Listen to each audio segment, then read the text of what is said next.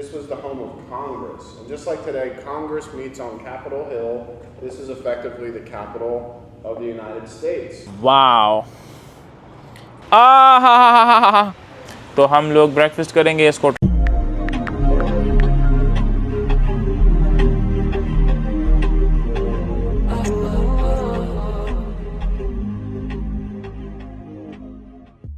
हाँ जी, अस्सलाम वालेकुम। मेरा नाम है Umar Yousafzai and welcome back to my YouTube channel. तो आज फिलाडेल्फिया में मेरा पहला दिन है। अगर आप लोगों ने मेरा कल का व्लॉग नहीं देखा है तो हम जा रहे थे वॉशिंगटन डीसी और फिर हम न्यूयॉर्क में थोड़ा सा ज्यादा रुक गए, जहां पे हमारा बहुत सारा टाइम वेस्ट हो गया, जिसकी वजह से हमें रास्ते में मजबूरन रुकना पड़ा। तो फिलाडेल्फिया में हम रुके, एक रात गुजारी और अभी थोड़ा सा फिलाडेल्फिया देखेंगे और उसके बाद हम जाएंगे वॉशिंगटन डीसी। लेकिन इससे पहले कि हम बाहर निकले, मैं आपको अपने रूम का टूर कराता हूँ। ये देख लीजिएगा मेरे साथ, ये रूम का मेन एंट्रेंस, आपका एक छोटा सा separate kitchen. Here we are, see a mirror। मुझे मिरर काफी अच्छे लगते हैं रूम्स में, बाकी आपका नहीं पता। और here we are with my फटी हुई जीन्स। क्या करूं यार, गरीब हूं, अफोर्ड नहीं कर सकता। आप मेरे चैनल को ना लाइक करते ना फॉलो करते, कैसे पैसे कैसे कमाएंगे? बेरोजगार हूं, बस सिर्फ घूमता रहता हूं। सिर्फ 5 स्टार का रूम अफोर्ड कर सकता हूं, बाकी नहीं कर सकता। फिर आप लोग सोर्स ऑफ इनकम पूछते हो। ये चेक करे गाइस, वाओ। जो मुझे आपको दिखाना है वो ये है, मेन एरिया है, लेकिन ये सारी चीजें भी नहीं दिखानी है। मुझे आपको दिखाना है ये साइड टेबल। क्या मजे का टेबल है। लाइक यूजुअली रूम्स में होता है एक छोटा सा टेबल होता है, लेकिन ये देखिए आपकी अपनी एक ऑफिस की चेयर और ये आपका एक छोटा सा ऑफिस हो सकता है। आपने व्लॉगिंग करनी है, आपने वीडियो एडिटिंग करनी है, आपने बाकी सारी चीजें, आप सारे इक्विपमेंट्स यहाँ पे रख सकते हैं। कितनी स्पेस है यहाँ पे, देख सकते हैं ना। वाह, इट्स प्रिटी नाइस। ये देखें कितने ह्यूज है, it's pretty huge as well. एक चीज जो मुझे अच्छी नहीं लगी वो इनका टीवी। लाइक यार, इतने बड़े रूम में कोई ऐसा टीवी रखता है? थोड़ा सा यार एलईडी, थोड़ा सा फ्यूचरिस्टिक होना चाहिए। ऐसे वॉल पे लगी हुई हो या प्रोजेक्टर टाइप लगा हुआ हो, लेकिन फिर भी, लेकिन प्रॉब्लम ये इसको 5 स्टार मिला है। 5 स्टार, अब देख सकते हैं 5 स्टार नहीं मिलना चाहिए। ये हमारा bed and here we are with our chair. वाह, ये देख सकते हैं आप। वो शायद अनवर बहुत गलत कहता है। वो कहता है पैसों में खुशी है। पैसों में कोई खुशी नहीं है। पैसों में अगर ज्यादा से ज्यादा आपको मिल सकता है, 5 स्टार होटल मिल सकता है, 5 स्टार रूम मिल सकता है और आपको एसी एक चेयर मिल सकती है, लेकिन वही है मुसीबत, गरीबों वाली है ना, मसाजर तो नहीं है ना, क्या करे यार। और ये रहा view, AC and view check कर यार। ओफ नजर आ रहा है आपको? कुछ नहीं है वैसा, ऐसा मजाक कर रहा हूँ, व्यू इतना अच्छा नहीं है फिर भी। तो अभी हम ब्रेकफास्ट के लिए जाएंगे, चलो ब्रेकफास्ट करते हैं। डन। बूम, चलो मेरी जान खुल जा। यहाँ पे हम आए हैं turning point, breakfast, brunch and lunch. चलो तो आप लोगों को मैं अंदर लेके चलता हूँ। हम लेट्स गो गाइस। क्या बात है, ये है हमारा कैफे। वैसे ये सही है। हाँ जी, तो अभी हमारा ब्रेकफास्ट आ गया है, जिस तरह के आप देख सकते हैं। ये मेरा है वेजिटेबल्स, ये एग और एवोकाडो और बाकी सारी चीज़ों के साथ। ये प्रतीक का एग और ये इसके एग विद श्रिम्प्स। ओह, और वो मैडम का टोस्ट, पता नहीं क्या चीज़ें हैं बाकी। Avocado bread toast, avocado bread toast, वो सारी चीज़ें। तो हम ब्रेकफास्ट करेंगे, तो हम लोग ब्रेकफास्ट करेंगे। इसको ट्राई करते हैं और इसको ट्राई कर रहे हैं और ये खाते हैं कि कैसा है। बहुत शानदार, माशाल्लाह, बहुत बढ़िया है, बहुत आला है। नहीं, एक्सचेंज नहीं कर सकते वो, लेकिन वो बहुत आला है। हमारे लिए नहीं है वैसे, हमारे लिए नहीं है। हाँ। We only have Italian seasoning, so I brought that for you, okay? All right, here we go. Enjoy. हाँ जी, तो ब्रेकफास्ट हमने कर लिया है, बस हम निकलने वाले हैं रूम से। तो रूम को टाटा बाय बाय कहते हैं। वैसे मेरा मन नहीं है जाने का, ये रूम मुझे काफ़ी अच्छा और काफ़ी कूल लगा। देख लेते हैं कि हमसे कुछ रह तो नहीं गया है। आप जब भी रूम से चेकआउट करें तब कोशिश करें कि देख लें, ताकि आपसे कुछ रह न गया हो, आपका फ़ोन, आपकी डिवाइसेस, बाकी कुछ रह न गए। तो बस रूम को टाटा बाय कहते हैं and let's go guys to our next destination. Bye bye, I am gonna miss you, bye bye. और ये मेरा रूम था 219। तो चलते हैं अपने नेक्स्ट डेस्टिनेशन की तरफ, थोड़ा सा ये घूम लेते हैं, अगर अच्छी जगह है यहाँ पे वो चीज़ चेक कर लेते हैं एंड देन हम गना सॉरी। लोग कह रहे हैं कि क्या कर रहा है बंदा, क्यों वीडियोस बना रहा है, क्यों, और लगता है ना लोगों को। मैं आ गया अपने पहले स्पॉट पे। इससे पहले हम इसमें काफ़ी दफ़ा गए हैं बॉस्टन में। वैसे वो व्लॉग्स अभी मैंने नहीं डाले हैं, वो भी मैं डालूँगा, आप लोगों के साथ शेयर करूँगा। वो एडिट करनी बाकी है, लेकिन आपको पता है मैं घूमता रहता हूँ तो दैट्स वाई। और ये देखें आप, वाओ, ये देखिए ना, पायरेट्स ऑफ द कैरेबियन कहाँ है। मेरा एक दोस्त है, वो बड़ा, उसका जॉनी डेप जो है ना फेवरेट है वो, अगर वो देख रहा है, बिलाल, मैं तुम्हारी बात कर रहा हूँ, बिलाल यूसुफजई के नाम से है, और वो उसका इतना बड़ा फ़ैन है कि उसके जो फ़ोन के वॉलपेपर पे है उसकी पिक्चर है। वो बड़ा फ़ैन है जॉनी डेप का। वो पीछे लॉन्च है और ये चेक करें आप लोग, ये आप लोगों को पता है ये क्या है? क्या है मुझे कमेंट में बताइएगा। ये चीज़ आपने कभी पहले देखी है? इंग्लिश मूवीज़ वाले जो हॉलीवुड के शौकीन हैं उन लोगों ने ये चीज़ देखी होगी। वाओ, ये क्या है? ये सबमरीन है। मेरा वैसे बड़ा शौक़ था कि मैं किसी सबमरीन को विज़िट करूं, तो चलो इसके अंदर जाते। चलना प्रतीक, क्या कर रहा है? चल, अगर इसके अंदर जा सकते तो जाते हैं ना यार। वाओ, वैसे मेरा एक ड्रीम था कि मैं कभी सबमरीन में जाऊं, अंदर घुसूं और देख लूं। आई थिंक कि अलाउड नहीं है। ओए हेलो, यहाँ अंदर नहीं जा सकते।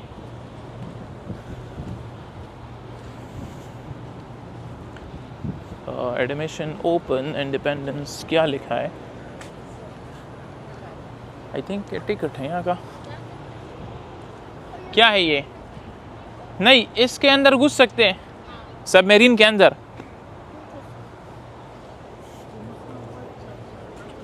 वो वहाँ पे है, वहाँ पे उससे पूछते, सबमरीन के अंदर जा सकते तो इससे पूछते हैं ना। देखते हैं। अनफॉर्चुनेटली आज बंद है, वो आज अलाउ नहीं कर रहे। मैंने उसको बहुत सारा कहा कि एक्सेप्शनल अगर कर ले, लेकिन नहीं कर रहे तो क्या करे यार, क्या करे। एक्सेप्शंस आज के लिए नहीं कर रहे। अगर आज के लिए एक्सेप्शंस कर देते तो मैं अंदर से ख़ुद भी देख लेता और आप लोगों को भी दिखा देता। ये चीज़ चेक करे गाइस, ये वो टॉर्पीडो है, देखिए इसका साइज़ चेक करे खाली, जो ये शिप्स को डिस्ट्रॉय करता है ना। ओबे यार, कितना छोटा सा है, छोटा सा है। जब मूवीज़ में हम देखते हैं ना, इसका साइज़ चेक करें, इट्स प्रिटी मैसिव गाइस। ये डिटेल्स लिखी हैं, बाकी जाके आप पढ़ लें। एक ये प्लेट है, क्या है पता नहीं, स्टिल ऑन पेट्रोल। एक ये है, in the memory of the brave submarine who give their lives in peace time for their country. अब हम मेहनत कर रहे, झूला अपने लिए तैयार कर रहे। ये लगा बहुत अजीब लग रहा है मुझे। जिंदगी बर्बाद हो गई। पैसों में कोई खुशी नहीं है गाइस, पैसों में कोई खुशी नहीं है। शाहिद अनवर बिल्कुल गलत कहता है, ये आप देख सकते हैं। ज़बरदस्त। पैसों से खुशी नहीं ख़रीदी जा सकती, बिल्कुल नहीं ख़रीदी जा सकती। लेकिन पैसों से वही है ना, money can not by you happiness but money can buy you all the things which gives you happiness. उस पर आप वो सारे प्रोडक्ट्स और सारी चीज़ें ले सकते हैं। गाइस, आपको पता है आप लोगों को कैसे आना है। आपने इसको शेयर करना है, मुझे फॉलो करना है, और मैं बहुत सारे लोगों की हेल्प करता हूं। तो अगर आपने जेन्युइनली आना है तो स्टूडेंट वीज़ा के लिए अप्लाई करें, बिल्कुल मुझसे मत करें, खुद अप्लाई कर दे। आप खुद कर सकते हैं, कोई मुश्किल नहीं है। और बाकी मैं हेल्प कर सकता हूं फ्री ऑफ कॉस्ट। और बाकी लोगों की मत सुने, यहाँ पे आप आ जाए, मज़ों में होंगे। ये सिसिली का आइलैंड है, जैसा कि आप देख सकते हैं। और मुझे अच्छा लगा, ये ऐसे एक घर में होना चाहिए ऐसे ही चीज़। तो हम थोड़ा सा, मैं रेस्ट करूँगा यहाँ पे, क्योंकि बहुत हो गया आप लोगों के लिए। मैं व्लॉग्स बनाते बनाते रेस्ट कर नहीं रहा हूँ। और उसके बाद मैं आपसे मिलता हूँ। इसमें 10-15 मिनट थोड़ा सा रिलैक्स चिल आउट करते हैं, और उसके बाद मैं आपको बाकी चीज़ें दिखाता हूँ। तो मिलते हैं 1 घंटा ब्रेक के बाद। मन तो नहीं था मेरा यहाँ से जाने का, लेकिन चलो इसको अलविदा कहते हैं। लेकिन देखिए, नेट का बनाया हुआ है और काफ़ी कूल है यार, 2 मैक्स पर सिंगल। तो बस ये हो गया, हम यहाँ से निकलते हैं, दूसरे स्पॉट पे जाते हैं। हम आ गए अपने दूसरे स्टॉप पे। ये वो जगह है जहाँ पे डिक्लेरेशन ऑफ इंडिपेंडेंस साइन हुआ था। मैं आपको दिखाता हूँ, ये देखिए आप।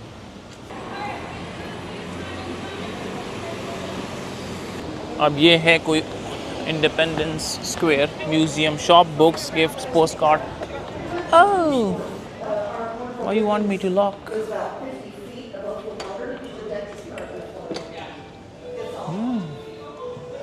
ये बुक स्टोर है। हाय हेलो, ये कोई बुक स्टोर है फॉर टिकट्स ऑफ इंडिपेंडेंस। ये किताबों का है, the history of American revolution. आप लोग अगर किताबों के शौकीन हैं तो ये जगह आपके लिए है।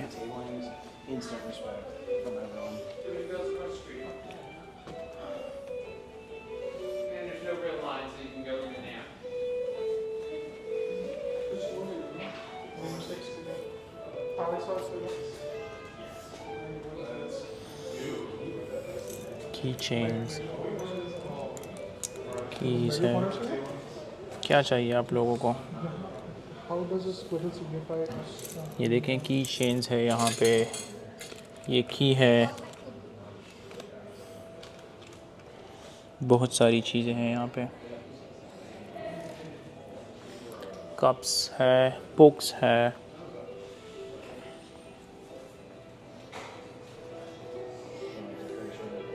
शर्ट्स हैं यहाँ पे।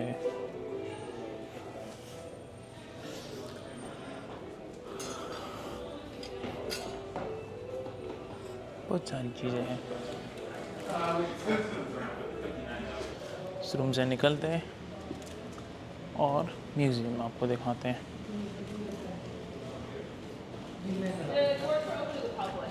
So if like you and I wanted to come watch the court work, we could go and sit up there.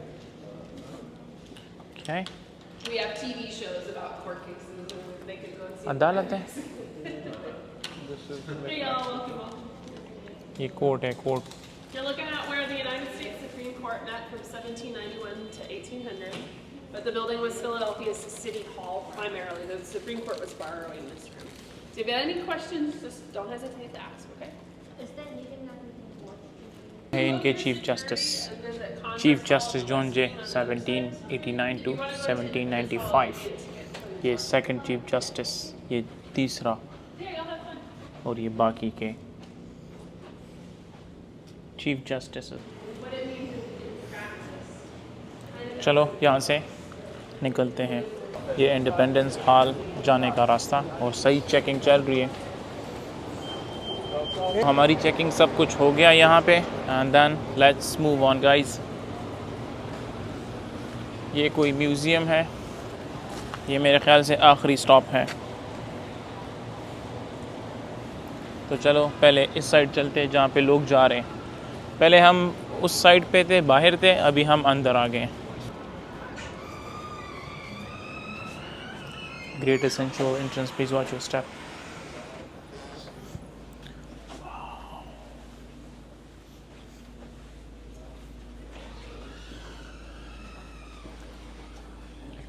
Constitution of United States, ये इनका कॉन्स्टिट्यूशन है। The Constitution of United States 1787, the article of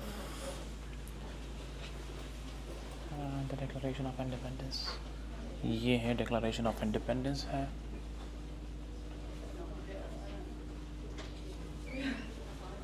And the Article of Confederation and Perpetual Union।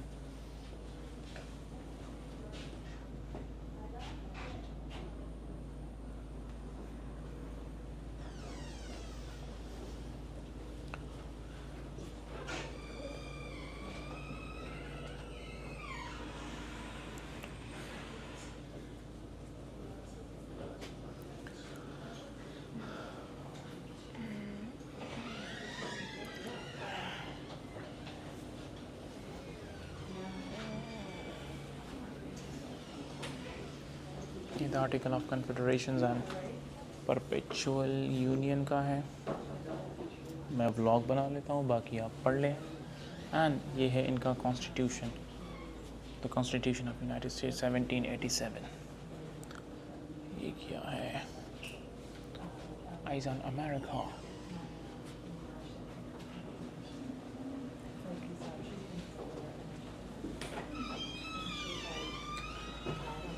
Signing the Constitution of the United States, September 17, 1787.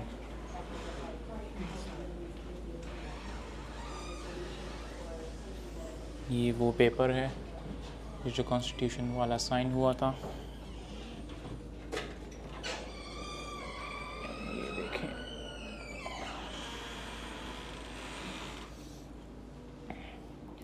Signing the declaration of independence वाला है। जब declaration of independence sign हुआ था तो ये उसका एक document है। लेट्स गो के अंदर क्या है। ये एग्जिट है मेरे ख्याल से। हाँ, चलो यहाँ से निकले। वो कह रहा है कि ये ना पुरानी बिल्डिंग है, बिल्डिंग की हालत वैसी है। ओह, ये देखें आप,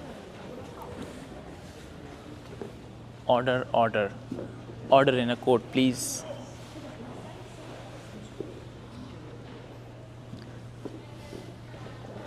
कांग्रेस हॉल, ये मुझे अच्छी लगी। मैं कॉलेज में पीछे नहीं बैठा, मैं क्यों पीछे बैठूं? पीछे अदालत हो या जो भी हो, पीछे नहीं बैठना चाहिएगा bro. A lot of you are visiting from out of town, so welcome to this city. Welcome to our historic district here and to this building, which we call Congress Hall. My name is Luke, and I'll be telling you a little bit about this place. And like I said, showing you around upstairs, answering any questions that you might have. So we call this place Congress Hall because we're really referencing a very specific time in this building's history when we talk about that. This was the home of Congress. And just like today, Congress meets on Capitol Hill. This is effectively the capital of the United States. Now, this is the capital before Washington, D.C. So it was actually just designed to be a courthouse for the city of Philadelphia. And then while D.C. is being constructed, because that is a planned city built specifically to be the United States capital, Congress is basically borrowing this place for 10 years, but they never intend to stay here forever. So when we talk about Congress in this sense, we're talking about the same way that we talk about Congress today, basically, meaning under the United States Constitution. Same government. It's changed a good deal, right? There's more congressmen, more people are represented in a room like this down in D.C., but it's the same basic framework of government. So just like how we have a House of Representatives today in the United States, this is where the first House of Representatives met. We have senators down on Capitol Hill. We had senators here too. We're going to see where they met upstairs. Now, the United States Constitution today is one of the oldest continuously used systems of government in the whole world. But when this building was the capital of the United States, it was brand new. It was only a year old. It had just been ratified. And it was bringing the states and the people together in a way that really had never been done before. This system of government was going to challenge this young country.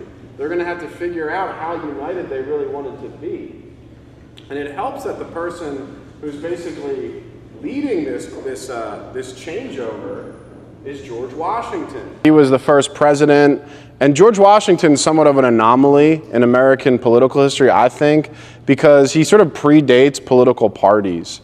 And everybody likes Washington, who's here. He's unanimously elected to be the first president of the United States twice for both terms. So the George Washington starts off as the president here, and he picks people who he wants to work with him in his cabinet, right? And since there's no political parties, he just picks people that he knows, people that he likes, that he thinks are competent. So for instance, his Secretary of State, and they had meetings right up the street where he used to live, at like 6th and Market over there. So they had these cabinet meetings, right, with the Secretary of State, who's Thomas Jefferson, the Secretary of Treasury, Alexander Hamilton. Now, even they both work for the same president, they end up having pretty significant differences in how to interpret this new Constitution, what kind of law should be passed here in this room. So slowly but surely you see the development of political parties during this time period, with Hamilton and the Federalists, they were called, on one side, and Thomas Jefferson and what historians call the Democratic Republicans on the other side. Now the thing is none of them want to admit that they're forming political parties, because George Washington really doesn't like this. George Washington warns this nation against the dangerous effects of political party, thinks that they will not be good for this young nation. So they sort of work together as best they can. They pass a lot of pretty influential laws during the Adams administration. Probably most notably is the first 10 amendments to the Constitution are ratified here, the Bill of Rights. Maybe one of the most well-known parts of the Constitution, even though it was added a few years after the convention. So the Bill of Rights is ratified here. The government's chugging along, but there's starting to be some divisions forming here in Congress. And it all comes to a head after George Washington decides he doesn't want to be president for a third term. 8 years is good enough for Washington, 2 terms. It's time for him to step down. And this is where things get a little bit more interesting, because it's easy to have an election when everybody votes for the same person, right? But with George Washington deciding, I don't want to be president anymore, you have 2 different political groups fighting for leadership.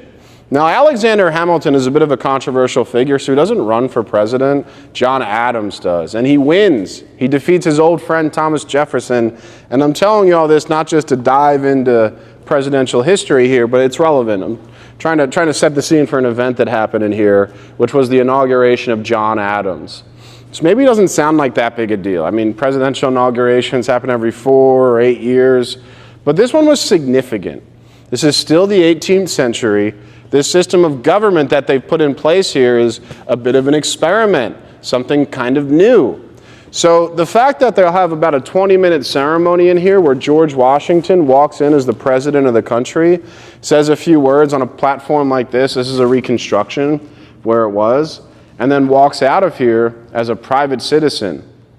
He hands over executive authority not to somebody he's related to, not to somebody who's taking it from him with force or violence, but somebody who won an election through this new Constitution. This is pretty normal across the world today, but in this room in 1797, this was something unique. And apparently a pretty moving ceremony in a lot of ways. John Adams, is being sworn in, and he wrote a letter describing it. And he describes where all you folks are sitting, just being packed with people. Right? The House of Representatives, the senators were down here, the Supreme Court, everybody's crammed into this place.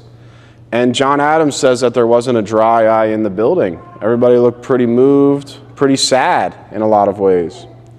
He says everybody looked pretty sad except for one person. One person actually had a look of peace in his eyes and a smile on his face. Who do you think that might have been? George Washington. How do you think that made John Adams feel? How would you feel if you were taking somebody's position and they looked happy to give it to you? Maybe a little bit nervous, right?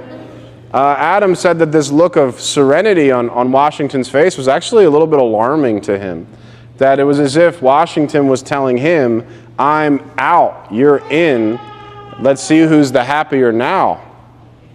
Not an easy job to be the president, right? And especially for John Adams, because he's got a tough act to follow. Washington, by the end of his administration, he had some critics, but he was still George Washington. John Adams will be the first president that's really openly criticized by large portions of the American population. And you'll get events in this room that really show how the tension in the country is coming to a head. This is a fight that broke out in here between 2 congressmen. It's a political cartoon depicting it. A congressman from Vermont spit on a congressman from Connecticut. And then they got in a big fight, hitting each other with fire pokers and canes right here on the floor of Congress. Things got pretty rough during this time period in a lot of ways. And there are some moments where there really does seem like there's concern that maybe this experiment will kind of come apart at the seams before it ever really got started. John Adams will be the first president to go live down in Washington, D.C. So about halfway through his term, he leaves Philadelphia, takes the government down to D.C., where they remain today. By the time Thomas Jefferson becomes the 3rd president, they've already been down there for a few years. So even though Congress leaves this place and there's some real tension that develops here, it never really comes to a head. And a lot of ways, a groundwork is laid here in this building that we still stand upon today, right? Even though we're a much bigger nation, like we said, with a lot more voices than in the 18th century, this kind of simple-looking small building here is a lot of ways where this experiment really gets off the ground. So like I said, I like to do more of a formal explanation or little talk down here in the House of Representatives because there's not a ton to look at. I mean, the only original piece of furniture in here is the Speaker of the House's chair, which is cool. But upstairs, it's the Senate. It's a lot fancier. There's a lot of original furniture that the senators actually used. There's two big portraits of a king and a queen, the King and Queen of France, Marie Antoinette and King Louis XVI. So if you're wondering who these people are, the King and Queen of France, and why they're there, because major allies to the American Revolution. I want to give you a chance, if you'd like, to get some photos down here in the House of Representatives. And then, like I mentioned outside, I want to invite you to join me up on the second floor. Have a look around the Senate, be more informal up there. I'll, of course, be up there to answer questions, point some things out, but don't feel like you have to stay with me the whole time. When you're finished up on the second floor, you're going to come back down the same stairs that we go up, and you'll walk up, or you'll go out those doors towards Chestnut Street. ये रहा Senate.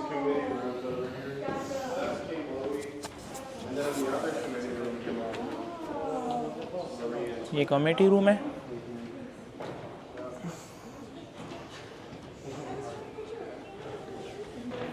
ये दूसरा floor है. ये है waste committee room. ये है इनका कमेटी का रूम.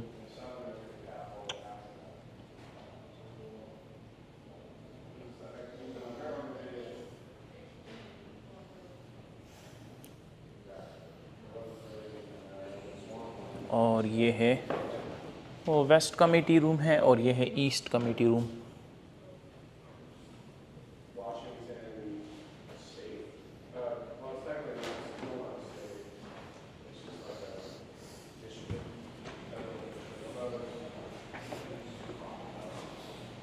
Joint committee room. ये है इनका जॉइंट कमेटी रूम. मतलब जो पुराना था वो ऐसा था.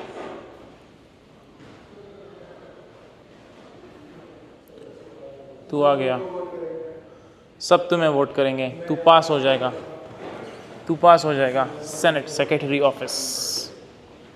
ये इनका सेक्रेटरी का ऑफिस है. कुछ पुराने डॉक्यूमेंट्स पड़े हुए हैं. तुम ही जीतोगे भाई. हो गया बस. ये था सेकंड फ्लोर और वो भी इसी के दरवाजे हैं. चलो यहाँ पे भी हो गया. Liberty Bell. No ticket required to visit Liberty Bell. कोई टिकट नहीं है. यहाँ पे देखिए कितनी चेकिंग हो रही है लिबर्टी बेल के लिए. We were lucky enough to get a small fragment of it and shall keep it sacred. Oh. The Liberty Bell popularity as a symbol of the American Revolution inspired the creations of the postal.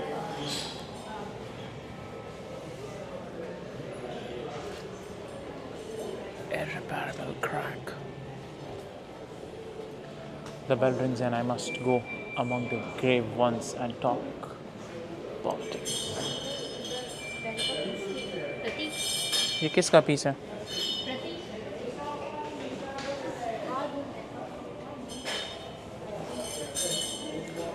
कौन पढ़ेगा यार इतनी सारी history? The 2,000 pound State House bell was surprisingly fragile. Oh 2,000 pound है वे.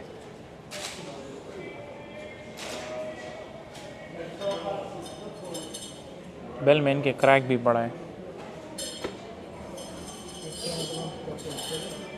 वो कह रहा है बेल फ्रेजाइल है ब्रो. वो कह रहा है बेल फ्रेजाइल है. Oh sacred relics. Bell fragile है ब्रो. तू क्यों नहीं समझ रहा है? ये पढ़ ले अब बाकी खुद. हाँ ये हिस्ट्री मुझे नहीं पसंद.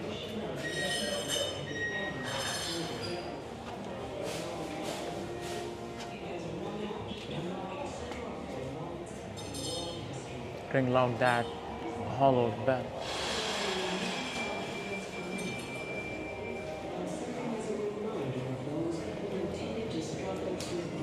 ये पूरी इसी बिल की हिस्ट्री है, पूरी हिस्ट्री है ये।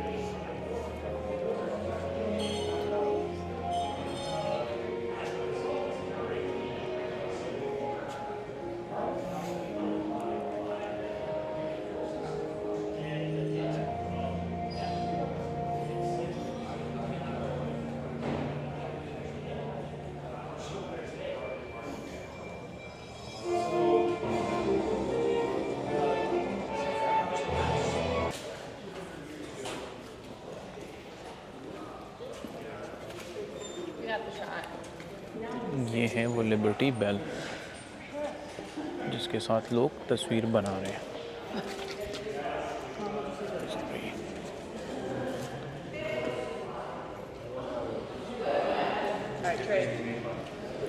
ये है वो बेल।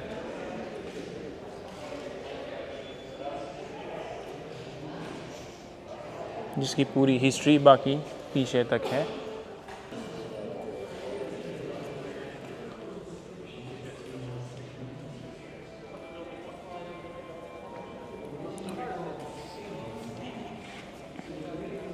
अब यहाँ से लेते हैं एग्जिट। तो ये था Liberty Bell and let's leave guys. यहाँ से निकलते हैं। हम आ गए यहाँ पे इंडियन किचन में, थोड़ा सा खाना शाना खाएंगे और उसके बाद